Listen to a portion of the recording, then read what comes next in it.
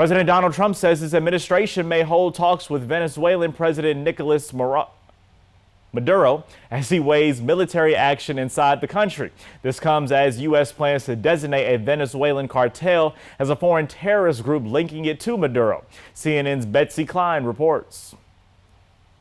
Well, we do not know what President Donald Trump intends to do in Venezuela, and that strategic ambiguity may be by design. But what we do know is that the U.S. has amassed significant resources in the region, and that President Trump has authorized the CIA to operate inside of Venezuela. The president was briefed by his team multiple times in recent days on a range of options. Those options include airstrikes on military and government facilities and drug trafficking routes, as well as the possibility of a more direct attempt to oust the country's leader, Nicolas-Maduro. And on Venezuela, the president indicated Sunday evening as he departed Florida that a diplomatic path out might be possible. Sunday, Secretary of State Marco-Rubio had announced that the State Department intends to designate cartel-de-los-soles as a foreign terrorist organization. That group is headed by Nicolas-Maduro. The president was asked whether that move allows the U.S. to target Maduro's assets and infrastructure. Listen.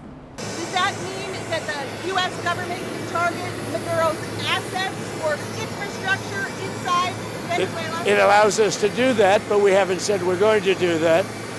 And we may be having some discussions with Maduro, and we'll see how that turns out. They would like to talk.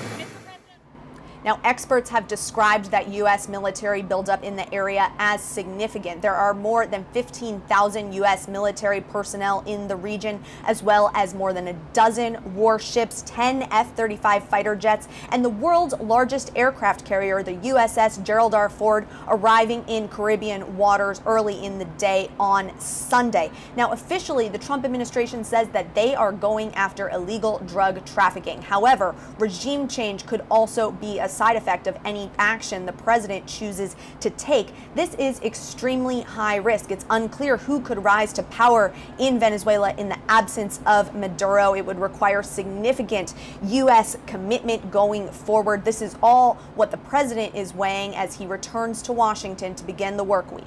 Betsy Klein, CNN, traveling with the president in West Palm Beach, Florida.